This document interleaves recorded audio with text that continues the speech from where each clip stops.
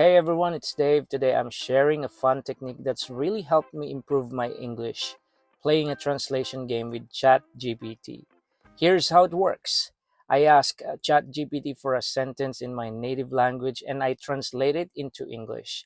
Then it gives me instant feedback and suggestions to make my translation sound more natural, like a native speaker would say it. It's a great way to practice both vocabulary and grammar.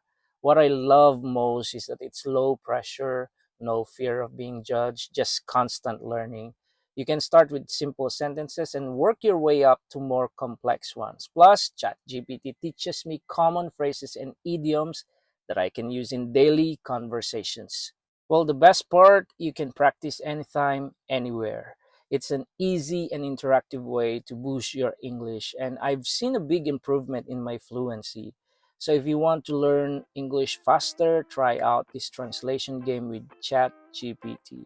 Thanks for watching and don't forget to like, subscribe, and share your thoughts in the comments. See you next time.